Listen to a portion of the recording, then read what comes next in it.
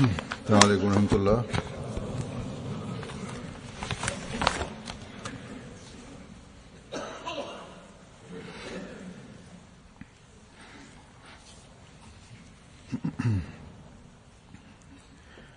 أشهد أن لا إله إلا الله وحده لا شريك له وأشهد أن محمدا عبده ورسوله أما بعد فأعوذ بالله من الشيطان الرجيم بسم الله الرحمن الرحيم الحمد لله رب العالمين الرحمن الرحيم مالك يوم الدين إياك نعبد وإياك نستعين اهدنا الصراط المستقيم صراط الذين أنعمت عليهم غير المغضوب عليهم ولا الضالين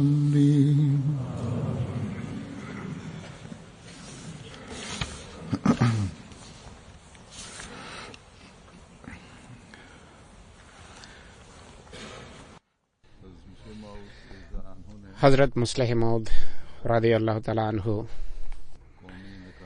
একবার জাতিগত ব্যাধি, ত্রুটি, বিচ্যুতি বা দুর্বলতা সম্পর্কে একটি খুতবা দিয়েছেন।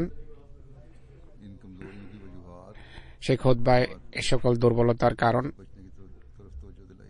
এবং জামাতকে তা থেকে মুক্ত থাকার বা তা পরিহারের নসিহত করেছেন। এই বিষয়ের আজকেও প্রয়োজন রয়েছে, তাই এটিকে কাজে লাগিয়ে বা এর সাহায্য নিয়ে আজকের বিষয়ে বর্ণনা করব। ত্রুটি, বিচ্যুতি, দুর্বলতা বা রোগ ব্যাধি সবসময় দু ধরনের হয়ে থাকে। একটি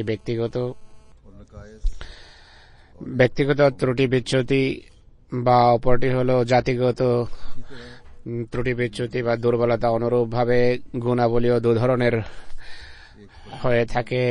একটি হলো ব্যক্তিগত গুণাবলী, অপরটি জাতিগত। ব্যক্তিগত ত্রুটি বিচ্যুতি বা দুর্বলতা ব্যক্তির মাঝে থেকে থাকে, সমষ্টিগতভাবে জাতির মাঝে তা থাকে না। অনুরূপভাবে অনেক গুণাবলী ব্যক্তির মাঝে দেখা যায়, কিন্তু জাতিগতভাবে, সমষ্টিগতভাবে জাতিতে তা থাকে না। ব্যক্তি স্বীয় জ্ঞান এবং প্রচেষ্টার ফলশ্রুতিতে নিজের মাঝে অনেক গুণাবলী সৃষ্টি করে। অনুরূপভাবে ত্রুটি, বিচ্যুতি বা দুর্বলতার কারণ হয়ে থাকে প্রত্যেক ব্যক্তির ব্যক্তিগত অবস্থা এবং পরিবেশ। পাপ এবং পুণ্য সম্পর্কে একথাও স্মরণ রাখা উচিত যে পাপ ও পুণ্য বা ত্রুটি, বিচ্যুতি ও গুণাবলী পরিবেশের প্রভাবে জন্ম নেয়। এর দৃষ্টান্ত স্বরূপ বলা যায় যে যেভাবে কোনো বীজ মাটি ছাড়া অঙ্কুরিত হতে পারে না, বা কৃষির আধুনিক মাধ্যম ব্যবহার করে একটি বিশেষ ধরনের মাটি প্রস্তুত করা হয় যাতে পানি ধারণ এবং বীজের অঙ্কুরোদ্গম এবং সেটিকে ভালো চারায় পরিণত করার বৈশিষ্ট্য থাকে। বড় বড় আধারে বা পাত্রে বা গামলায় তা রাখা হয়, বড় বড় হলে তা চাষ করা হয়। যাই হোক, এছাড়া বীজ অঙ্কুরিত হতে পারে না। किसी भी बीज से যে কোনো বীজ থেকে সঠিকভাবে सही इस्तेफादे के लिए লাভবান হওয়ার জন্য उससे उसके उगाने সেটিকে मकसद हासिल करने অঙ্কুরিত করার যে লক্ষ্য তা অর্জনের জন্য को जमीन या जमीन जैसे মাটি বা माहौल के मुयस्सर करने की जरूरत है। মাটি সদৃশ বা ভূমি সদৃশ পরিবেশ সরবরাহ করা আবশ্যক। এছাড়া বীজ অঙ্কুরিত হলেও স্বল্প সময়ের ভিতর তা শুকিয়ে যাবে, নিশ্চিহ্ন হয়ে যাবে। অনুরূপভাবে পাপ বা পুণ্য जो नकाइस या खूबी की वजह से पैदा होता যা কোনো দুর্বলতা বা কোনো ভালো গুণের কারণে সৃষ্টি হয়, তা পরিবেশের প্রভাবেই সৃষ্টি হয়ে থাকে। है, बस बुराइयों তাই या नेकियों পাপ पढ़ने में বা পুণ্যের माहौल প্রসার लाजमी जुज़ বা বৃদ্ধির ক্ষেত্রে পরিবেশ একটি के असरात আবশ্যকীয় বিষয়। পরিবেশের किसी नेकी या बदी के लिए প্রভাব खास जमीन যতক্ষণ পর্যন্ত কোনো পাপ বা পুণ্যের জন্য বিশেষ ভূমি বা মাটি উপহার না দেবে, बदी या नेकी প্রোভাইড না করবে, ততক্ষণ পর্যন্ত সেই পাপ বা পুণ্য लेकिन माहौल भी বাড়তে पारे ना বা উন্নতি করতে পারে না। কিন্তু পরিবেশও দু ধরনের হয়ে থাকে। जरूरी नहीं कि एक किस्म का माहौल हर एक पर একই প্রকার एक जैसा असरअंदाज हो। পরিবেশ সবার উপর একই ধরনের প্রভাব বিস্তার করবে এটি আবশ্যক নয়। अफराद पर असर डालता है। এক ধরনের পরিবেশ শুধু ব্যক্তিকে প্রভাবিত করে, हैसल कौम আর জাতিগতভাবে বা সমষ্টিগতভাবে সবাইকে তা প্রভাবিত করে না বা সবার উপর এর প্রভাব পড়ে না। ऐसी है, উদাহরণস্বরূপ ऐसी जमीन की है जिसमें সেই ভূমিকে নিন खास फसलें उग सकें। যাতে বিশেষ ধরনের ফসল मसलन উৎপন্ন বা উদ্গত হওয়া সম্ভব। দৃষ্টান্তস্বরূপ হযরত মুসলিহ মাউদ বলেন, हिंदुस्तान में पैदा জাফরান বা কুমকুমকে নিন, যা ভারতে तमाम हिंदुस्तान में नहीं होता উৎপন্ন হয়, পুরো ভারতে কিন্তু এটি উৎপন্ন হয় না, कि तय कश्मीर में होता বরং কাশ্মীরে তা উৎপন্ন হয়।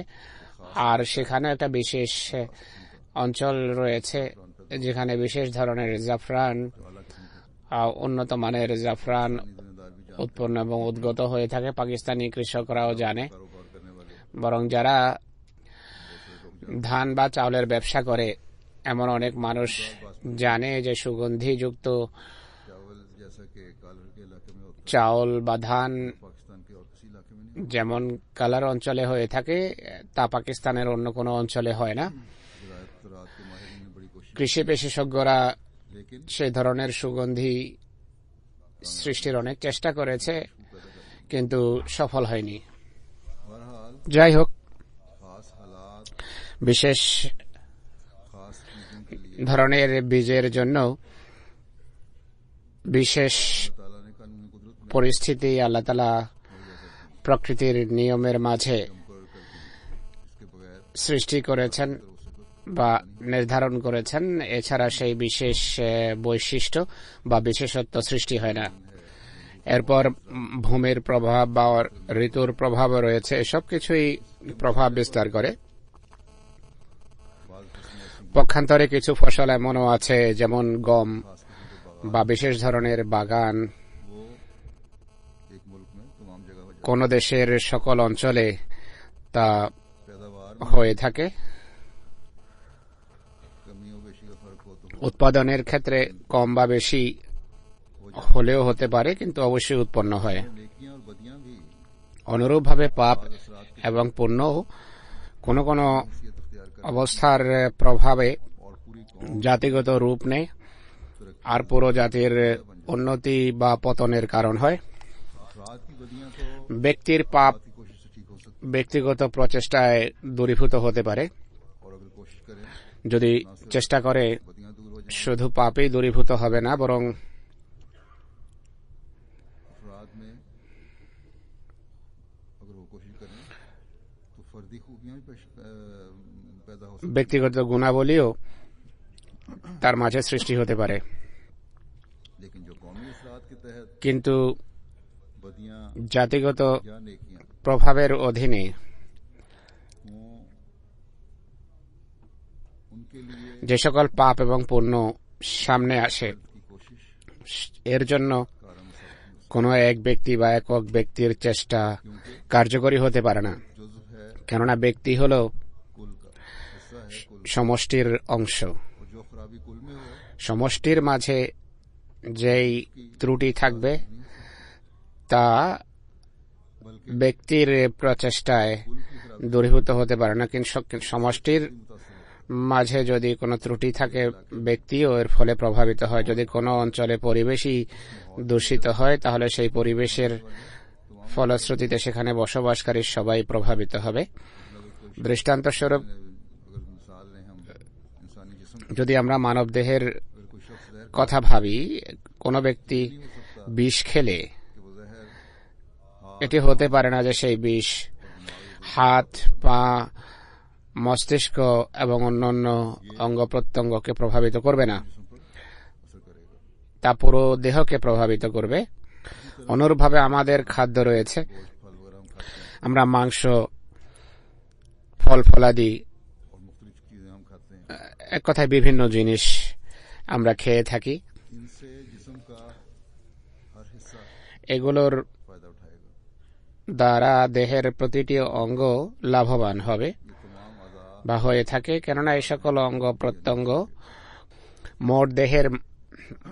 মোট দেহের অংশ, পুরো দেহের অংশ। जहर में भी हिस्सा लेते हैं তাই বিষ থেকেও और अच्छी खुराक में। তা অংশ পায় এবং ভালো খাবার इसी तरह থেকেও की या बद লাভবান হয়। অনুরূপভাবে যেই পাপ कौमी বা পুণ্য तौर पर पैदा हो জাতিগতভাবে वो तमाम कौम पर असर डालते हैं। সৃষ্টি হবে তা পুরো জাতিকে প্রভাবিত করবে। या नेकियां हों, তাই তাই জাতিগত যে সমস্ত পাপ এবং পুণ্য রয়েছে कोई खास हिस्सा जिस्म দেহের কোনো বিশেষ অংশ বা কোনো ব্যক্তি के किसी खास এর মোকাবেলা করতে পারবে না, বা কোনো फैसला नहीं हो सकता। বিশেষ ব্যক্তির সংশোধনের ফলশ্রুতিতে हाँ बदियों को জাতিগত সংশোধন হয়ে যাবে না, আর এভাবে পাপ দূরীভূত করা যায় না, আর পুণ্যেরও প্রসার এভাবে সম্ভব নয়, कुल का असर কেননা সমষ্টির প্রভাব একক ব্যক্তির উপর বা বিশেষ অঙ্গের উপর অবশ্যই পড়ে থাকে। फायदा है कि अगर कुल को তো এটাই হলো রীতি, যদি সমষ্টি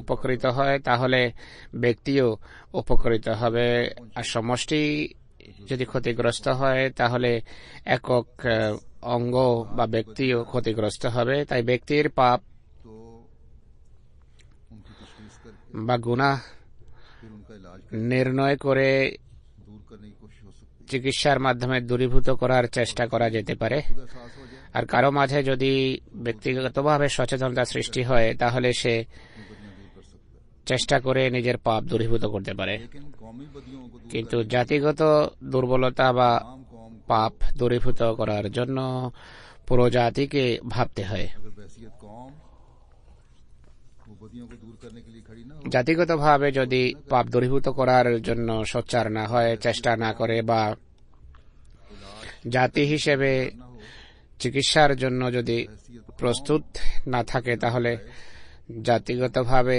সেই পাপ বা সেই ত্রুটি বিচ্যুতি বা সেই ব্যাধি তাদের মাঝে সৃষ্টি হয়। আর একটি সময় এমন আসে যখন তা জাতির जहाँ ये जरूरी ধ্বংসের কারণ হয়ে থাকে। তাই कि हम में से हर एक যেখানে আমাদের अपने नफ्स की कमजोरियों को देखे, সবার উচিত वहाँ ये भी নিজের অভ্যন্তরীণ দুর্বলতার উপর দৃষ্টি রাখা, সেখানে জাতিগতভাবেও আমাদেরকে দুর্বলতার প্রতি और उनकी সজাগ দৃষ্টি রাখা উচিত এবং সেগুলোকে চিহ্নিত করা উচিত।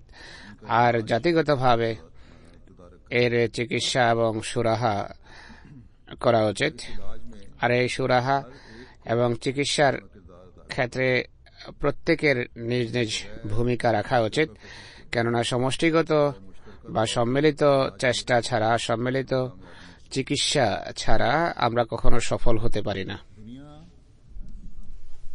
या दुनियावी कानून को भी अगर देखें, জাগতিক নিয়মকেও যদি দেখেন, कोई আপনারা দেখবেন जिम्मेदार मसलन যে প্রাকৃতিক দুর্যোগের সময়, जिम्मेदार যেমন বন্যার সময়, जमीन को কোনো কৃষক बांध के खिलाफ नहीं बचा বাঁধ বেঁধে নিজের ভূমিকে বন্যা থেকে রক্ষা করতে পারে না। सकता। बांध बांधना, বাঁধ मनसूबाबंदी বাধা এর জন্য পরিকল্পনা হাতে নেওয়া এটি সরকারের কাজ। का कोशिश हुकूमत की तरफ সরকারের পক্ষ থেকে সম্মিলিত প্রচেষ্টা हुकूमत नाम है হাতে নেওয়া হয়ে থাকে। সরকার ব্যক্তির সমষ্টির নাম। और जहाँ हुकूमतें में कमी हो যেখানে সরকারি অকর্মণ্য वहाँ पूरी कौम को नुकसान हो, এবং ব্যর্থ, সেখানে পুরো জাতি ক্ষতিগ্রস্ত হয়। जैसा कि पाकिस्तान में हमने যেভাবে আমরা गुज़श्ता दिनों में सलाह পাকিস্তানের সম্প্রতি যে বন্যা এসেছে সেই বন্যার ক্ষেত্রে দেখেছি, আর সবসময় এটি আমরা লক্ষ্য করে থাকি। कुदरती आफात কিছু প্রাকৃতিক बचा जा सकता দুর্যোগ है। कुदरती आफात ऐसी हैं এড়ানো সম্ভব। कि जब নিঃসন্দেহে প্রাকৃতিক দুর্যোগ এমন, ऐसी भी हैं তা যখন দেখা দেয় से बचा जा सकता এড়ানো কঠিন, কিন্তু কিছু দুর্যোগ এমন আছে যার ক্ষতি এড়ানো যেতে পারে। কিছু দুর্যোগ है कि उनसे होशियार करने দেখা দেওয়ার পূর্বে সেগুলো সম্পর্কে সতর্ক করার ব্যবস্থা থাকে, लापरवाही কিন্তু মানুষ ঔদাসীন্যের কারণে মনোযোগ দেয় না এবং এর ফলে ক্ষতিগ্রস্ত হয়। যাই হোক, या हुकूमत को সরকার अपनी जिम्मेदारियों का एहसास ना रहे বা জাতির মাঝে যদি দায়িত্ববোধের চেতনা না থাকে, তাহলে ক্ষয়ক্ষতি বহুগুণ বেড়ে যায় এবং এটি আমরা সচরাচর পৃথিবীতে লক্ষ্য করি। তাই সংশোধনের জন্য জাতিগত সচেতনতা আবশ্যক। जमात अहमदिया के हवाले से আহমদিয়া মুসলিম জামাতের প্রেক্ষাপটে और उनको जो जाते हुए এই সম্পর্কে দৃষ্টি আকর্ষণ করতে গিয়ে को किस तरह देख হযরত মুসলিম মওদ এই জাতিগত ব্যাধির প্রতি কিভাবে দৃষ্টি দেওয়া উচিত আর কিভাবে ভাবা উচিত সেই সম্পর্কে বলেন।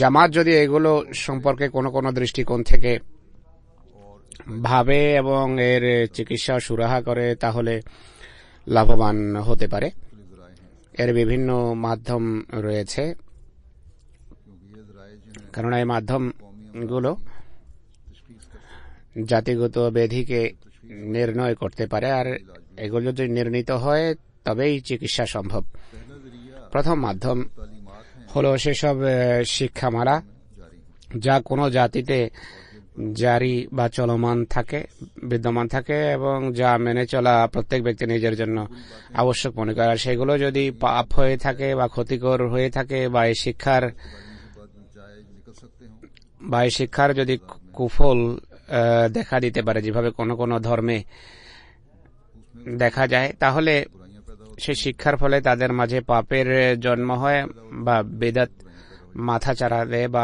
বিদতের কারণে পাপ সামনে আসে। যদি কোনো ধর্মের বিশ্বাস এবং কথা ভ্রান্ত হয়ে থাকে, তাহলে সেই ধর্মের মান্যকারী প্রত্যেক ব্যক্তি প্রভাবিত হবে। और तो मदनी और माशरती আর সামাজিক ও সাংস্কৃতিক জীবনেও এর ফলশ্রুতিতে ফলাফল যা সামনে আসবে তা ক্ষতিকর শুধু ধর্মীয় জীবনে নয়, বরং সামাজিক ও সাংস্কৃতিক জীবনেও এর কুফল সামনে আসবে। কিন্তু আমরা যারা মুসলমান, कुरान करीम को अल्लाह ताला का কোরআনকে আল্লাহর বাণী বা আল্লাহ তাআলার উক্তি बात पर यकीन रखते हैं, মনে করি আর तालीम में कोई এ কথায় বিশ্বাস রাখি যে শিক্ষায় কোনো ত্রুটি নেই, और इसके बुरे नताइज এর कभी निकल नहीं सकते কোনো ক্ষতিকর দিক সামনে আসতেই পারে না, कि इससे कोई बदी पैदा বা এর ফলে কোনো পাপের জন্ম হওয়া অসম্ভব। শিক্ষা যেহেতু ত্রুটিমুক্ত, তাই অশুভ ফলাফল बस मुसलमानों में প্রকাশ পেতেই পারে না। ये सोच लिया कि बुराई आ ही नहीं सकती। তাই মুসলমানরা ধরে নিয়েছে যে তাদের মাঝে এখন পাপ সৃষ্টি হতে পারে না। क्या सब मुसलमान কিন্তু প্রশ্ন হলো, সব মুসলমান কি পাপ মুক্ত বা দুর্বলতা মুক্ত? अपने माहौल का जायजा लेते हैं, আমরা যদি আমাদের পরিবেশের উপর দৃষ্টিপাত করি, মুসলমানদের সার্বিক অবস্থা লক্ষ্য করি, তাহলে शरीयत तो बुराइयों में मुब्तला है। বোঝা যায় যে তাদের সংখ্যাগরিষ্ঠ শ্রেণী পাপে নিমজ্জিত। गौर करने की जरूरत है তাই আমাদেরকে कि कुरान में तो कोई नुक्स नहीं, এটি নিয়ে ভাবা উচিত যে কোরআনে তো কোনো ত্রুটি নেই। खुद इसमें আল্লাহ তাআলা ये ऐलान স্বয়ং কোরআনে ঘোষণা করেছেন যে এতে কোনো প্রকার ত্রুটি বিচ্যুতি বা কোনো দুর্বলতা নেই। कामिल मुकम्मल এটি কামেল, সম্পূর্ণ এবং পারফেক্ট শরীয়ত। कुरान करीम যদি কোরআন শরীফের की बेशुमार অগণিত पेशगोइयां और बातें ভবিষ্যৎবাণী ও কথা পূর্ণ হয়ে থাকে, আর আমরা দেখছি যে তা পূর্ণ হচ্ছে, अल्लाह ताला का তাহলে খোদার এই ঘোষণাও অবশ্যই সত্য যে কোরআনী শিক্ষা সকল ত্রুটি বিচ্যুতির ঊর্ধ্বে, এটি পারফেক্ট এবং সম্পূর্ণ শিক্ষা। তাই আমরা এই কথাকে অবশ্যই সত্য মনে করি। এখন প্রশ্ন হলো, সমস্যা বা ঘাটতি কোথায়? এর উত্তর এটি হওয়া উচিত যে এটি বোঝার ভুল, এটি মেনে চলার ক্ষেত্রে কোনো ত্রুটি রয়েছে। অতএব কোরআনে যদি কোনো ত্রুটি, বিচ্যুতি বা দুর্বলতা না থাকে, তাহলে নিশ্চয় আমাদের বোঝা বা আমাদের আমলে বা কর্মে কোনো ভ্রান্তি রয়েছে। আর অবশ্যই কোরআনে কোনো প্রকার ত্রুটি, বিচ্যুতি বা দুর্বলতা নেই, কোনো ঘাটতি নেই। আর এই বোঝার ভুলের কারণে জাতি ক্ষতিগ্রস্ত বা প্রভাবিত হয়েছে। এ সকল ভুল ভ্রান্তি জাতির অতীত আলেমদের কোরআনী শিক্ষাকে ভুল বোঝার কারণে হতে পারে, বা বর্তমান আলেমদের কোরআন ভুল বোঝার কারণে মাথাচাড়া দিয়েছে। যাই হোক, ফলাফল স্পষ্ট, যা আমরা আমাদের চোখের সামনে। এখন আলেম বা মুফাসসির নিজেদের দৃষ্টিভঙ্গি রাখে বা তাদের দৃষ্টিভঙ্গি যাই রয়েছে, এগুলো ব্যক্তিগত দৃষ্টিভঙ্গি, ব্যক্তিগত আইডিওলজি। কিন্তু জাতি কথা বলে না যে এটি আলেমের ব্যক্তিগত অভিমত। জাতি বরং আলেমের দিকে চেয়ে থাকে। তাই তাদের অনুকরণকারীরা ভুল দৃষ্টিভঙ্গির কারণে বা কোরআনের তাফসীর না বোঝার কারণে শিক্ষা উন্নত হওয়া সত্ত্বেও লাভবান হতে পারেনি, বরং ক্ষতিগ্রস্ত হচ্ছে। আর এই কারণে জাতির মাঝে বিভিন্ন পাপ মাথাচাড়া দিয়েছে। কিছু ভ্রান্ত দৃষ্টিভঙ্গি তাদের জীবনে অনুপ্রবেশ করেছে, যার ইসলামী শিক্ষার সাথে দূরতম সম্পর্কও নেই। পরিবেশের প্রভাব পড়েছে তাদের উপর, অন্যান্য ধর্মের প্রভাব পড়েছে, বিভিন্ন সমাজ এবং সংস্কৃতির প্রভাব পড়েছে, ভুলবশত যাকে ধর্মের অংশ জ্ঞান করা হয়েছে।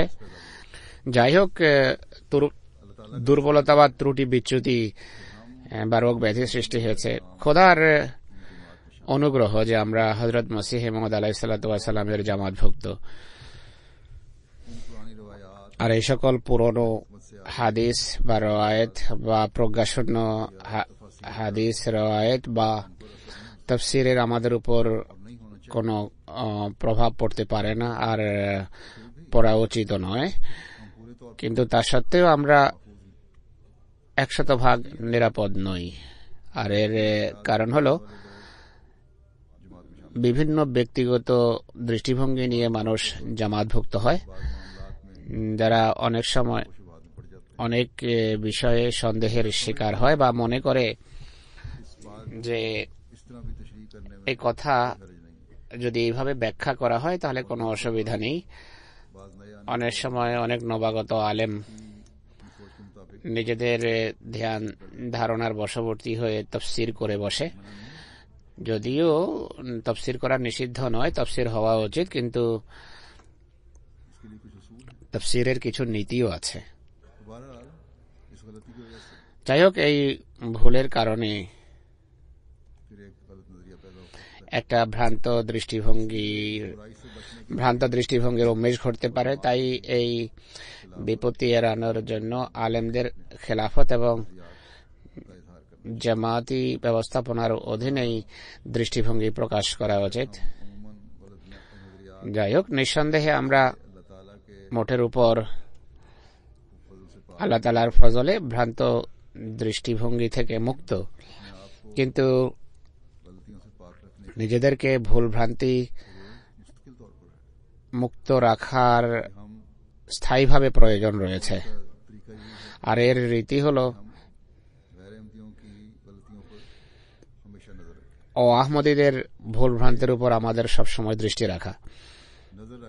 দৃষ্টি রাখলেই আমরা এই সকল ভুলভ্রান্তি যাতে আমাদের মাঝে প্রবেশ করতে না পারে সেই ব্যবস্থা নিতে পারি আর জাতিগত ত্রুটি বা দুর্বলতা এড়াতে পারি। शीट पर भी हमें गौर करना चाहिए। এছাড়া আমাদেরকে এ বিষয় নিয়েও ভাবা উচিত हमारे इर्द गिर्द যে আমাদের পরিবেশে চতুর্পাশে যে সমস্ত ধর্মাবলী রয়েছে বা যে ধরনের মানুষই বসবাস করুক না কেন, যে ধর্মের সাথেই তাদের সম্পর্ক হোক বা না হোক, কোন ধর্মে বিশ্বাস থাকুক বা না থাকুক, তাদের আস্তিক হোক বা তারা নাস্তিক, इनमें कौन कौन से कौमी निकाय আমাদের দৃষ্টি রাখতে হবে যে তাদের মাঝে কোন কোন জাতিগত দুর্বলতা বা ত্রুটি বিচ্যুতি রয়েছে। भारत के मुल्कों के এই कौमी निकाय तक কাজের গণ্ডিকে পার্শ্ববর্তী দেশের জাতিগত যে সমস্ত ত্রুটি বিচ্যুতি আছে সেগুলো পর্যন্ত সম্প্রসারিত করা উচিত। বরং এখন পৃথিবী এত ছোট হয়ে গেছে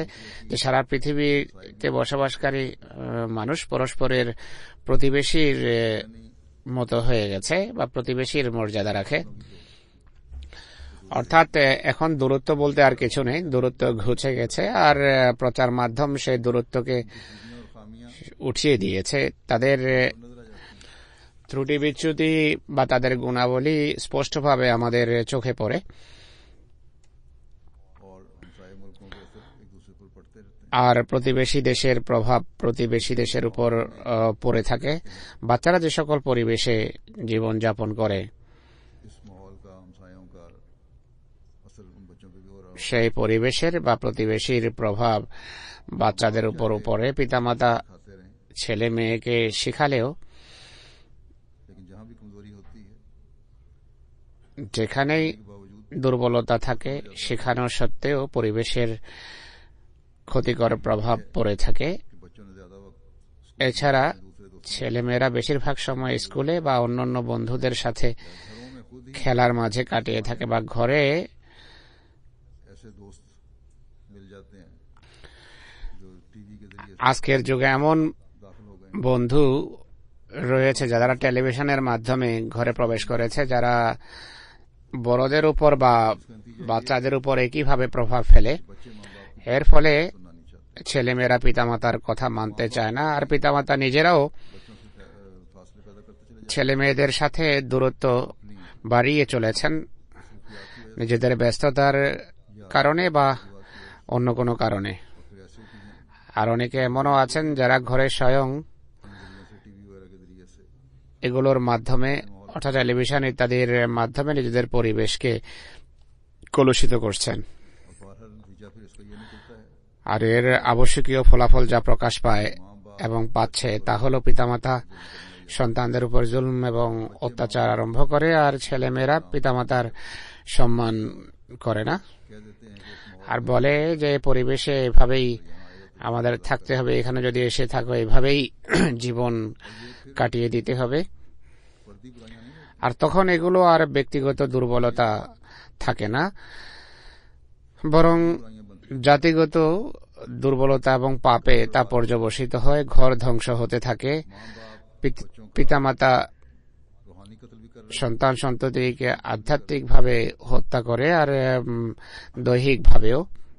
मगरबी मुआशरा পাশ্চাত্যের সমাজ ব্যবস্থা স্বাধীনতার নামে तबाही की तरफ जा ही रहा ধ্বংসের দিকে তো এগিয়ে চলেছেই है। ये कौमी बदी আর এটি জাতিগত পাপ। की लपेट में কিন্তু बाग अहमदी के आ रहे हैं কিছু আহমদীও এর গ্রাসে পরিণত হচ্ছে। कि ये कौमी এটি জাতিগত পাপে পর্যবসিত হয়ে ব্যাপকভাবে ছড়িয়ে যাওয়ার পূর্বেই मसीह मौद इस्लाम को मानने के बाद हम फिर আর হযরত মসিহ ইসলামকে মানার পর আমাদের পুনরায় অজ্ঞতায় ফিরে না গিয়ে জাতিগতভাবে এ সকল পাপ থেকে মুক্ত থাকার জন্য প্রচেষ্টাকে বেগবান করতে হবে। তাই জামাতে আহমদিয়ার ব্যবস্থাপনার गौर करने के সকল অংশকে এই সকল বিষয় নিয়ে ভাবার জন্য সম্মিলিতভাবে বসা উচিত, পরিকল্পনা হাতে নেওয়া উচিত।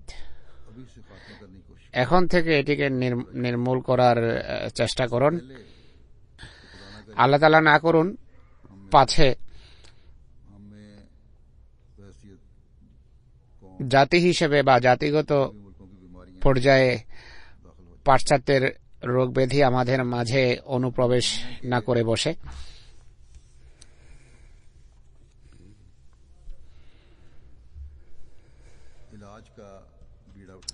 আমরা এই পৃথিবীর চিকিৎসার গুরু দায়িত্ব নিজেদের কাঁধে নিয়েছি।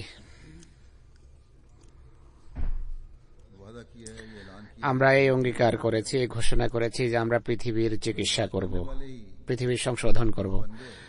চিকিৎসকই যদি রোগাক্রান্ত হয়ে যায়, এই পৃথিবী থেকে ব্যক্তিগত এবং জাতিগত রোগ ব্যাধি কে দূর করবে? আর এই কথাও সামনে রাখা হচ্ছে যে কোনো জাতিতে বিশেষ অবস্থা ব্যবস্থার কারণে কিছু পুণ্যেরও বা নেকিরও জন্ম হতে পারে, আর কিছু দুর্বলতাও মাথা চারা দিতে পারে। এই দৃষ্টান্ত হযরত মুসলিম মাউদ এটি দিয়েছেন যে আমাদের জামাত আল্লাহ তাআলার বিশেষ কৃপায় সর্বত্র প্রসার লাভ করেছে, আর আল্লাহ তাআলা দূর দূরান্তের মানুষের মন জয় করছেন। এখন ব্যাপক প্রাচুর্য আল্লাহ তাআলার ফতরে লাভ হয়েছে।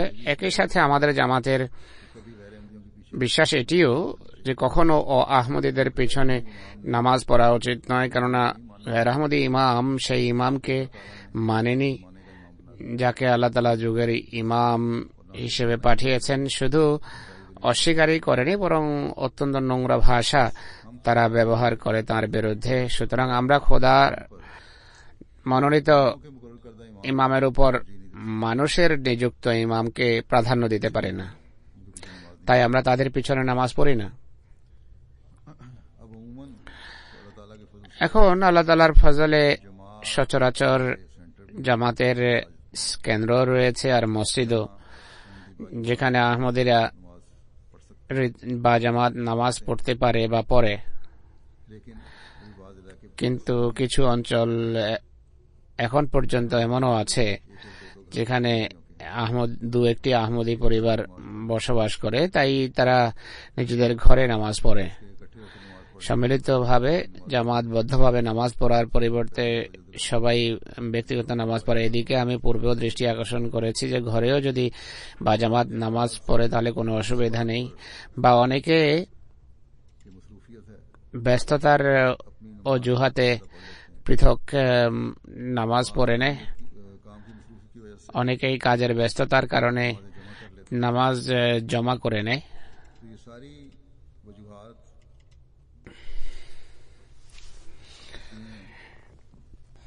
তো এসব কারণগুলোর জন্য দায়ী হলো মসজিদ যাওয়ার প্রতি মনোযোগ নেই বা কাছে মসজিদ নেই।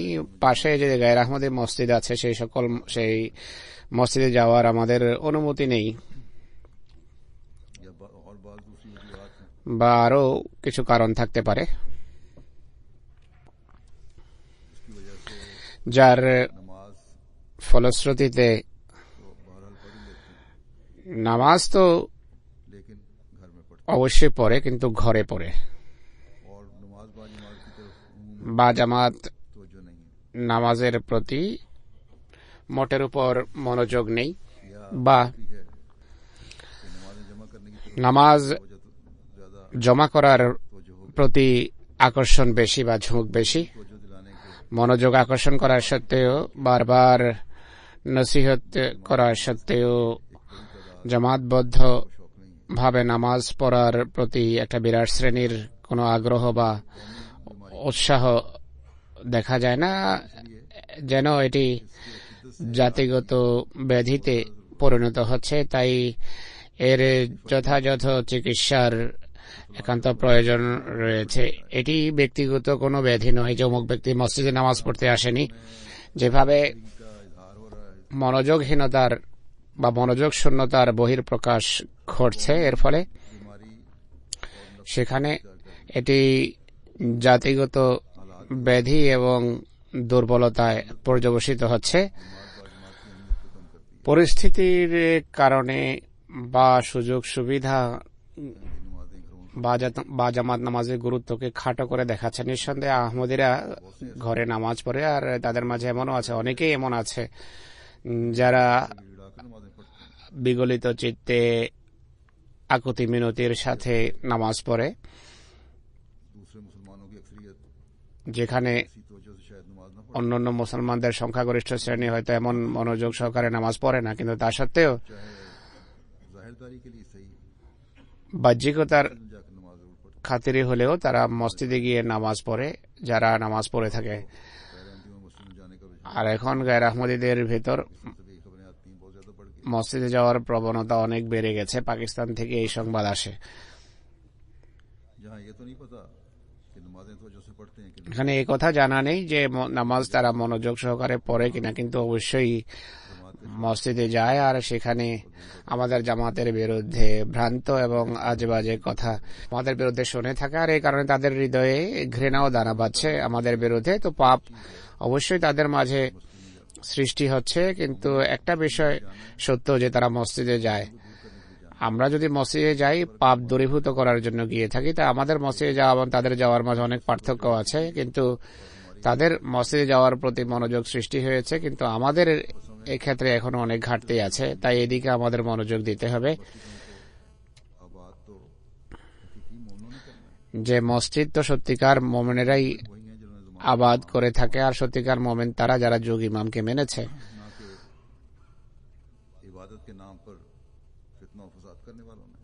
তারা নয় যারা ইবাদতের নামে ফিতনা এবং নৈরাজ্য সৃষ্টি করে। জাতিগতভাবে মসজিদে গিয়ে নামাজ না পড়া বা নামাজ জমা করার ব্যাধি আরো বৃদ্ধি পাওয়ার আশঙ্কা এবং সম্ভাবনা তখন বেড়ে যায় যখন আমরা এটি দেখি যে শিশু কিশোরদের হৃদয়ে এর গুরুত্ব ক্রমশ হারিয়ে যাচ্ছে। অনেক ছেলে মেয়ে পিতামাতার অবস্থা দেখে যে দিবারাত্র তিন বেলার নামাজই পড়তে হয়, যখন বলা হয় যে না 5 বেলার নামাজ পড়তে হয়, তারা বলে যে না আমরা আমাদের পিতামাতাকে 3 বেলার নামাজ পড়তে দেখেছি। তাই এই সম্পর্কে সর্বত্র ভাবা এবং পরিকল্পনার প্রয়োজন রয়েছে, নতুবা ভবিষ্যৎ প্রজন্মে এটি জাতিগত ব্যাধিতে পর্যবসিত হবে। পরিবেশের উপর দৃষ্টিপাত করে আমি যেভাবে বলেছি যে আমাদেরকে ব্যাপকতর পরিকল্পনা হাতে নিতে হবে। আজকে পৃথিবীর অবস্থা হলো খোদা এবং ধর্ম থেকে মানুষ দূরে সরে যাচ্ছে। যদি আমরা পুরো সচেতনতার সাথে চেষ্টা না করি, পদক্ষেপ না নেই, তাহলে বিভিন্ন প্রকার ব্যাধি আমাদের মাঝে অনুপ্রবেশ করবে। একটি ব্যাধির পর দ্বিতীয় ব্যাধি দেখা দেবে। ধর্মের শুধু নাম থেকে যাবে আর সত্যিকার প্রাণ থাকবে না। যদি কোনো অঞ্চলে কোনো মহামারী দেখা দেয় বা কোনো রোগ দেখা দেয়, আমরা তাৎক্ষণিকভাবে উৎকণ্ঠিত হয়ে যাই আর পূর্ব প্রস্তুতি অংশ হিসাবে সাবধানতামূলক পদক্ষেপ নেই। একইভাবে আধ্যাত্মিক রোগের আশঙ্কা দূরীভূত করার জন্য আমাদের কতটা সচেতন হওয়া উচিত। এ সমাজে বসবাস করে, বরং আমি যেভাবে বলেছি যে এখন সারা পৃথিবী প্রায় এক দেশে পরিণত হয়েছে, পাপ এবং পুণ্যের সংক্রামক ব্যাধি দূরীভূত করার জন্য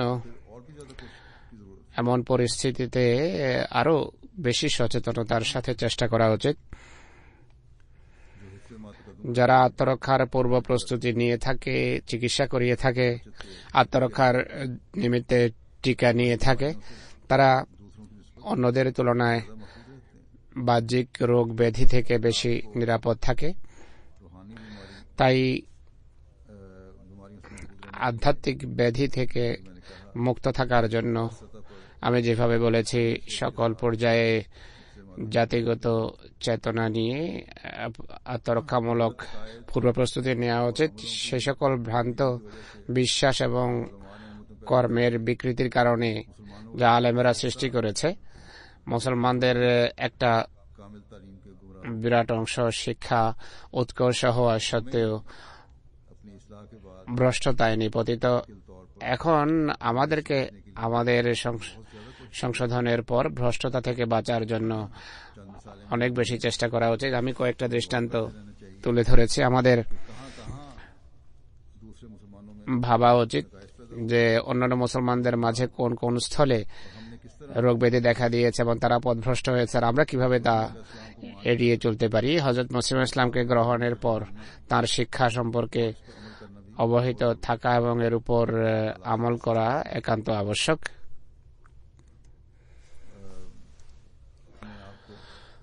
পরিবর্তিত সামাজিক বাস্তবতায় নিজেদের সমাজের স্রোতে গা ভাসিয়ে দিলে চলবে না, বরং অবস্থাকে আমাদের অবস্থা সম্মত করা আবশ্যক। খেলাফতের সাথে সম্পর্ক দৃঢ় করা আবশ্যক। এই যুগে আল্লাহ তাআলা আমাদেরকে এমটিএ এবং জামাতের ওয়েবসাইট দিয়েছেন,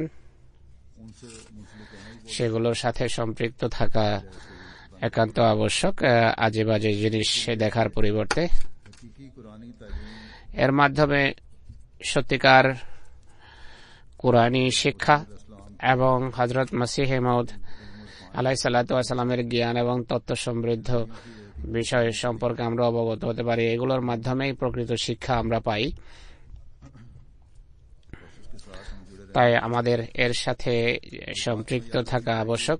একথা স্মরণ রাখা উচিত যে মুসলমানরা কোরআনের মতো গ্রন্থ পেয়েছে, যেভাবে পূর্বেই বলেছি, কিন্তু তা সত্ত্বেও তাদের মাঝে এমন ভুল ভ্রান্তি জন্ম নিয়েছে যার ফলশ্রুতিতে বিশেষ রোগ দেখা দেয়া আবশ্যক ছিল। সবচেয়ে বড় কথা যা তাদের মাঝে জাতিগত ব্যাধি সৃষ্টি করার কারণ হয়েছে তা হল মুসলমানদের এই দৃঢ় বিশ্বাস যে কোরআন একটি সম্পূর্ণ গ্রন্থ, এতে সব কথা উল্লেখ রয়েছে, আর শুরু থেকে শেষ পর্যন্ত এটি মানুষের জন্য মূর্তিমান হেদায়েত।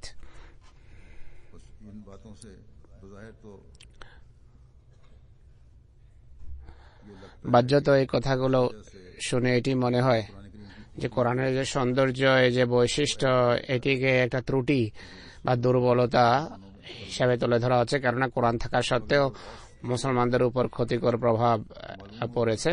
সত্যিকার অর্থে যদি গভীর দৃষ্টিকোণ থেকে ভাবা হয় তাহলে আমাদের সামনে স্পষ্ট হয় যে এগুলো কোরআনের সৌন্দর্য, কিন্তু এটিকে ভুল বুঝার কারণে, কোরআনী শিক্ষাকে ভুল বোঝার কারণে মুসলমানদের মাঝে অনেক বড় ব্যাধি দেখা দিয়েছে। এতে সন্দেহ নেই, আদৌ কোনো সন্দেহ নেই যে কোরআন এক উৎকর্ষ গ্রন্থ, পারফেক্ট গ্রন্থ, আর এতে কোনো সন্দেহ নেই যেটি কিয়ামত পর্যন্ত আগত সকল যুগের জন্য হেদায়েত এবং হেদায়েতনামা। এটি সকল উৎকর্ষ শিক্ষার সমাহার। কিন্তু এতেও কোনো সন্দেহ নেই যে আল্লাহ তাআলা, যিনি মানব মস্তিষ্কের স্রষ্টা, তিনি এটিও জানতেন যে মস্তিষ্কের বৈশিষ্ট্য হলো যদি চিন্তা ভাবনার অভ্যাস না থাকে তাহলে এটি মরে যায় আর উন্নতির বৈশিষ্ট্য এর হারিয়ে যায়। তাই যদিও তিনি কোরআনকে কামেল এবং উৎকর্ষ গ্রন্থ হিসেবে নাযিল করেছেন, কিন্তু তিনি যেই শিক্ষা দিয়েছেন তার একটা অংশ মানুষের চিন্তা ভাবনার জন্য ছেড়ে দিয়েছেন। কিছু নীতি এমন নির্ধারণ করেছেন যা স্পষ্ট, আর কিছু এমন কথা বা বিষয়াবলী রয়েছে যা সম্পর্কে ভাবা এবং প্রণিধান করা আবশ্যক, যেন মানুষ নিজে সন্ধান করতে পারে, যেন তার মন মস্তিষ্ক অকেজো না হয়ে যায়। তাই কোরআন কারীম এমন ভাষায় বা এমন বাক্যে অবতীর্ণ করা হয়েছে যে এগুলো সম্পর্কে ভাবলে, প্রণিধান করলে তত্ত্বজ্ঞান এবং এর গভীরতা সম্পর্কে অবগত হওয়া যায়। নতুবা সবাইকে উপকৃত করা যদি উদ্দেশ্য হতো তাহলে কোরআন এক প্রকাশ্য খোলা বিষয় হতো। কোনো ব্যক্তি ভাবুক বা চিন্তা না করুক, এই বিষয়াবলী সম্পর্কে সে অবগত হতে পারত। তো এর উদ্দেশ্য হলো মানুষের মন মস্তিষ্ক যেন অকেজো না হয়ে যায়, এটি সম্পর্কে চিন্তা বা প্রণিধান না করার কারণে কোথাও তার উন্নতি এবং অগ্রগতি বন্ধ না হয়ে যায়। কিন্তু এটিও স্মরণ রাখা উচিত যে এর কিছু নীতি নির্ধারিত আছে, আর এই যুগে এগুলো দেখানোর জন্য হযরত মসিহ মাউদ আলাইহিস সালাম আমাদের সামনে অনেক নীতি তুলে ধরেছেন। স্পষ্টভাবে তাফসীর করে তিনি আমাদেরকে তা দেখিয়েছেন, বুঝিয়েছেন, আর এগুলো সামনে রাখা উচিত। এর মাধ্যমে কোরআনের নিত্য নতুন নিগুড় তথ্য যারা সন্ধান করতে চায় তাদের সন্ধান করা উচিত। অন্যান্য মুসলমানদের মতো শুধু পুরানো তফসিরের সাথে যদি আমরা সম্পৃক্ত থাকি তাহলে তত্ত্বজ্ঞানের পথ উন্মোচিত হবে না, যার প্রতি হযরত মসিহ ইসলাম পথের দিশা দিয়েছেন। আজকাল ও আহমদীদের ভিতর যারা বড় মুফাসসির হয়, ডক্টর রয়েছে, আলেমরা রয়েছে, তারাও আমাদের জামাতের বই পুস্তক এবং তাফসির পড়ে দরস দেয়। বরং কিছু আলেম এমন আছে যারা রীতিমতো তাফসিরে কবির পড়ে বা পাঠ করে। তাই কোরআন একটি কামেল এবং উৎকর্ষ আর সম্পূর্ণ গ্রন্থ, এতে কোনো সন্দেহ নেই, এতে সবকিছুই রয়েছে। কিন্তু এটি পড়ে যারা ভাবে, চিন্তা করে আর এর শিক্ষা অনুসারে যারা আমল করে তারাই হেদায়েত পায়। একটি কথা শিখে মনে করা যে হেদায়েত পেয়ে গেছি এটি যথেষ্ট নয়, বরং প্রতিটি কথা মানা উচিত। জাতিগত এবং ব্যক্তিগত দোষ এবং গুণের কথা এর মাধ্যমে জানা যায়। এই গ্রন্থে আল্লাহ তাআলা আখারিনদের শিক্ষার জন্য, তাদের চিন্তা চেতনাকে ব্যাপকতর করার জন্য আর আলো দেখানোর জন্য আর কোরআন বোঝার জন্য আল্লাহ তাআলা স্বীয় এক রসুল প্রেরণের কথা ঘোষণা করেছেন। কিন্তু যারা ভাবে না, প্রণিধান করে না, আলেম আখ্যায়িত হয়েও যারা অজ্ঞ এবং খোদার প্রেরিতকে তারা অস্বীকার করে, কোরআনের জ্ঞানের ব্যাপকতা থেকে তারা বঞ্চিত আর অজ্ঞতার মাঝে নিমজ্জিত হয়ে ইসলামের ভ্রান্ত ব্যাখ্যা করে ইসলামের সৌন্দর্য তুলে ধরার পরিবর্তে এটিকে দুর্নাম করার কারণ হচ্ছে। সুতরাং এই সকল মুসলমানদের এমন কর্ম আমাদেরকে যেন এই সম্পর্কে আরো বেশি ভাবা এবং প্রণিধান করা শিখায়, যে আমরা যেন শুধু বাহ্যিকতাকেই সবকিছু মনে না করি, বরং ইসলামী শিক্ষার প্রকৃত প্রাণকে বুঝে সকল পাপকে জাতিগত পাপে রূপান্তরিত হওয়ার পূর্বে যেন দূর করতে পারি, আর সকল পুণ্যকে জাতিগত পুণ্যে রূপান্তরিত করে পুরো জামাতে তা প্রচলিত এবং প্রতিষ্ঠিত করতে পারি। সবসময় যেন আমরা এমন পরিবেশ উপহার দিতে পারি আর এই শিক্ষা যেন পরবর্তী প্রজন্মে সঞ্চালন করতে পারি, যার কল্যাণে পাপের বিস্তার ঘটার পরিবর্তে নেকি এবং পুণ্যের বিস্তার ঘটবে। আল্লাহ তাআলা আমাদেরকে এর তৌফিক দান করুন। আজ নামাজের পর আমি দুজনের জানাজা হাজির এবং গায়েবানা জানাজা পড়াবো। হাজির জানাজার মধ্য থেকে একটি হলো মোহতারামা রাজিয়া মুসারত খান সাহেবের, যিনি জনাব আব্দুল লতিফ খান সাহেবের হসনডিবাসী, যিনি সেক্রেটারি রিশতানাতা। 11 ফেব্রুয়ারি 2015-তে তাঁর ইন্তেকাল হয়।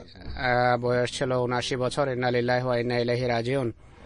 তিনি হযরত মসিহ ইসলামের সাহাবী মোহাম্মদ জহুর খান সাহেবের পুত্রবধূ এবং সুবেদার করমবক্স সাহেবের কন্যা ছিলেন। 1962 সনে ইংল্যান্ডে স্থানান্তরিত হন। 1975 সনে 2 বছর হসলোর লাজনার প্রেসিডেন্ট, আর এরপর দীর্ঘকাল হসলোতে লাজনার সেক্রেটারি জিয়াফত হিসাবে খেদমতের তৌফিক পেয়েছেন। অতিথি ছাড়াও জামাতে অনুষ্ঠানের সময় টিম নিয়ে বড় উৎসাহ উদ্দীপনার সাথে অতিথি সেবা করতেন। হসলোতে আহমদী ছেলে মেয়েদের ছাড়াও গায়ের আহমদী ছেলে মেয়েদের নাজেরা পড়ানোর সৌভাগ্য লাভ করেছেন। তিনি সুচরিত্রা, অতিথি পরায়ণ, নেক এবং মুখলেস মহিলা ছিলেন। খেলাফতের সাথে বিশ্বস্ততার সম্পর্ক ছিল। বাচ্চাদের ভালো তরবিয়ত করেছেন। কোনো না কোনো ভাবে তার সন্তানরা জামাতের সেবা করার তৌফিক লাভ করছে। স্বামী ছাড়াও তিনি 2 মেয়ে এবং 4 ছেলে স্মৃতিচিহ্ন হিসাবে রেখে গেছেন। তাঁর পুত্র জহির খান সাহেব হসলো জামাতের প্রেসিডেন্ট এবং গত কয়েক বছর ধরে জলসাগাহের সহকারী অফিসার হিসেবে কাজ করছেন। আল্লাহ তাআলা মরহুমার পদমর্যাদা উন্নীত করুন। দ্বিতীয় জানাজা হবে স্নেহের আমের সিরাজ সাহেবের, যিনি সাউথ মডার্নের শাহেদ মাহমুদ সাহেবের পুত্র। তিনি 2015 সনের 12 ফেব্রুয়ারি 29 বছর বয়সে ক্যান্সারে ইন্তেকাল করেছেন। ইন্না লিল্লাহি ওয়া ইন্না ইলাইহি রাজিউন। হযরত মসিহ ইসলামের সাহাবী হযরত মিস্ত্রি হাসানুদ্দিন সাহেব রাদিয়াল্লাহু আনহু মরহুমের বড় দাদা এবং হাকিম জালালউদ্দিন সাহেব রাদিয়াল্লাহু আনহু তার পিতার বর্ণনা ছিলেন। নিজের জামাতের খেদমত ছাড়াও জলসা সালানা নিরাপত্তার ডিউটি বড় উৎসাহ উদ্দীপনার সাথে করতেন। সুচরিত্রবান, মিশুক এবং মুখলেস যুবক ছিলেন। পিতামাতা ছাড়াও স্ত্রী এবং 2.5 বছর বয়স্কা মেয়ে স্মৃতিচিহ্ন হিসেবে রেখে গেছেন। মরহুম ক্যান্সারে আক্রান্ত ছিলেন। দীর্ঘদিন কষ্টদায়ক রোগের তিনি হাসি মুখে মোকাবেলা করেছেন। রোগের ভয়াবহ প্রকোপের সময় আমার কাছে এসেছেন, যখনই আসতেন মুখে হাসি লেগে থাকতো। বড় আকর্ষণীয় ব্যক্তিত্বের অধিকারী এক যুবক ছিলেন। আল্লাহ তাআলা তার প্রতি মাগফিরাত করুন, স্বীয় রহমতের চাদরে তাকে আবৃত করুন। তার স্ত্রী এবং সন্তানকেও স্বীয় নিরাপত্তার বেষ্টনী স্থান দিন, ধৈর্য দিন। তার পিতামাতাকেও ধৈর্য এবং মনোবল দিন। গায়েবানা জানাজায় প্রথমে রয়েছেন জনাব আলহাজ রশিদ আহমদ সাহেব, যিনি আমেরিকার মালওয়াকিতে 7 ফেব্রুয়ারি 2015-তে ইন্তেকাল করেছেন। ইন্না লিল্লাহি ওয়া ইন্না ইলাইহি রাজিউন। মৃত্যুর সময় তার বয়স ছিল 91 বছর। আমেরিকার সেন্ট লুইসে 1923 সনে জন্মগ্রহণ করেছেন। 1939 সনে ইসলাম আহমদিয়ত গ্রহণ করেন।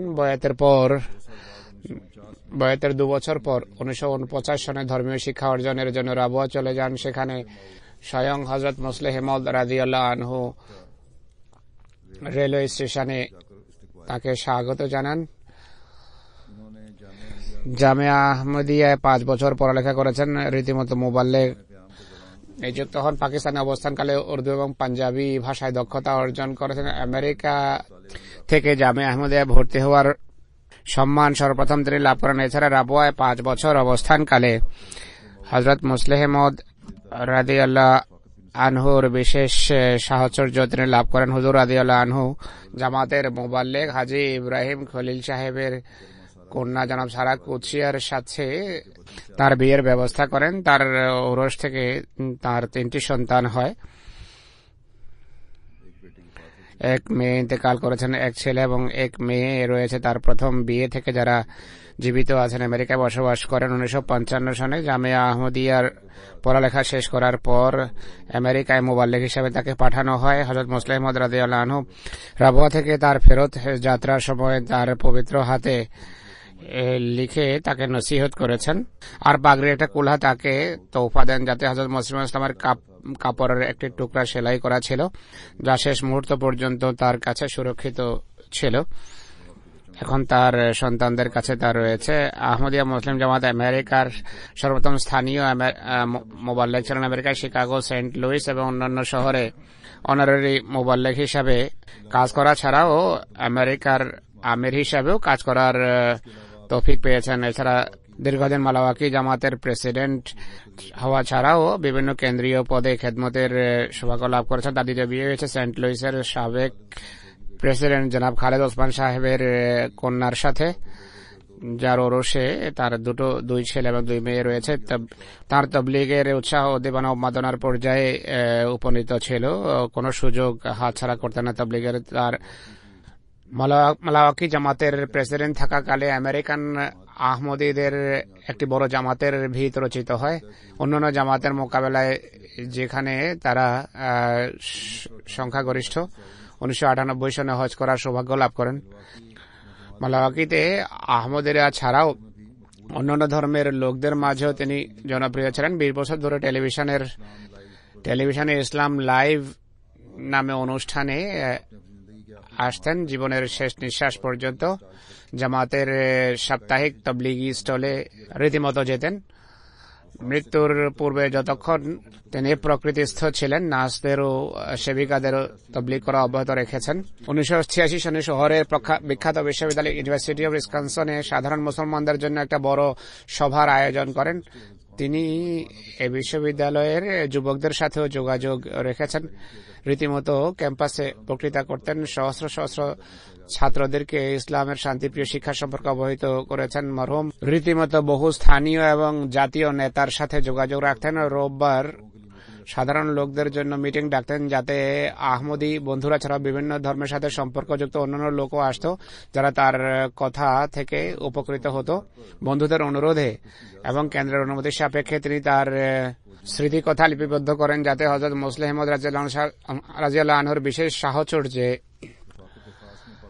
পাকিস্তানের বিভিন্ন স্থানে সফরে যাওয়া, প্রশ্নোত্তর অধিবেশন অংশগ্রহণ এবং রীতিমতো নোটবুকে বিভিন্ন কথা নোটস করেছেন। আর এটিকে পুস্তক আকারে ছাপার জন্য বেশ কয়েক বছরের পরিশ্রমের পর পুস্তক প্রস্তুত হয়। এখন কেন্দ্রের অনুমতি সাপেক্ষে তা ছাপতে যাচ্ছে। জামাতের মুরব্বী মালিক ফারহান সাহেব লেখেন,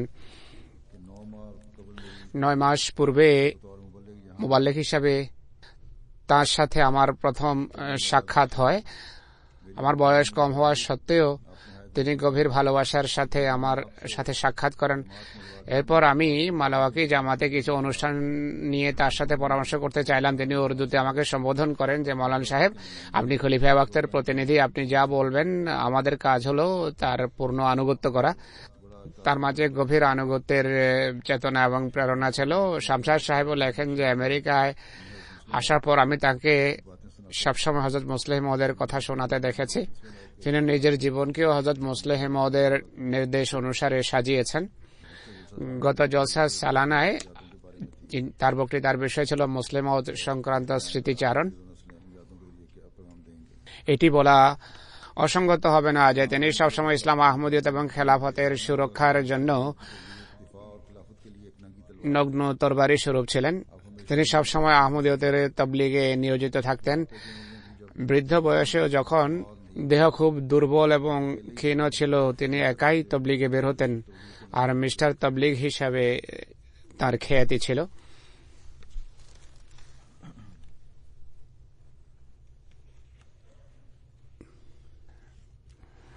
আল্লাহ তাআলার ফজলে সেখানে এক বিশাল জনগোষ্ঠী তার জানাজায় উপস্থিত ছিল।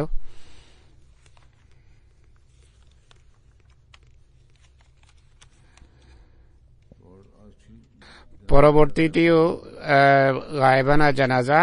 ডেট্রয়ের হাসান আবদুল্লাহ সাহেব, ইনিও আমেরিকান আহমদী। 2015 সনের 30 জানুয়ারি তিনি ইন্তেকাল করেন। 1929 সনের 26 নভেম্বর খ্রিস্টান ঘরে তার জন্ম হয়। জন্মের পর তার নাম রাখা হয় উইলিয়াম হেনরি। 1970-এর দশকে একজন আহমদী ব্রাদার জনাব ওয়াহাব সাহেব, যিনি তার ক্লাস ফেলো ছিলেন, তার মাধ্যমে ইসলাম আহমদিয়ত গ্রহণের সৌভাগ্য লাভ করেন। ইসলাম গ্রহণের পর তার নাম রাখা হয় হাসান আবদুল্লাহ। বহু গুণাবলীর আধার এক নিবেদিত প্রাণ আহমদী ছিলেন। কোরআনের প্রতি গভীর ভালোবাসা ছিল, প্রতিদিন তেলাওয়াত করা ছিল তার রীতি। তিনি বলতেন যে তিনি সূরা কাহাফের প্রথম এবং শেষ 10টি আয়াত সবসময় তেলাওয়াত করতেন। রীতিমতো নামাজে জুমা পড়তেন। সর্বপ্রথম মসজিদে এসে সুললিত কণ্ঠে আজান দিতেন। নামাজে জুমার জন্য নামাজের অনেক পূর্বে এসে কোরআন করে তেলাওয়াত করতেন এবং নফল পড়তেন। সুন্দর পরিপাটি পোশাক পরিধান করতেন। একবার অসুস্থ হয়ে যান, হাসপাতাল থেকে সোজা, জুমার সময় ছিল, সোজা মসজিদে আসেন, ঘরে না গিয়ে। ডেট্রয়েটের মসজিদে আগুন লেগে গিয়েছিল। দ্বিতীয়বার মসজিদ নির্মাণের সময় অতি নিষ্ঠা এবং আন্তরিকতার সাথে বন্ধুদের জন্য জুমার নামাজ পড়ার জন্য ঘর দিয়ে দেন। জামাতের বই পুস্তক গভীর আগ্রহ এবং উৎসাহের সাথে পড়তেন। তিনি সেই সকল লোকদের অন্তর্ভুক্ত ছিলেন যাদের হৃদয়ে সত্যের প্রতি গভীর আকর্ষণ থাকার এই কারণে মসিহ ইসলামের দাবি গ্রহণ এবং মানার তৌফিক পেয়েছেন। শেষ মুহূর্ত পর্যন্ত বয়াতের অঙ্গীকার উপর প্রতিষ্ঠিত ছিলেন। তার স্ত্রী ইন্তেকাল করেছেন। সন্তান সন্ততিরা আহমদী নয়। আল্লাহ তাআলা সব মরহুমের প্রতি মাগফিরাত করুন এবং স্বীয় করুণার চাদরে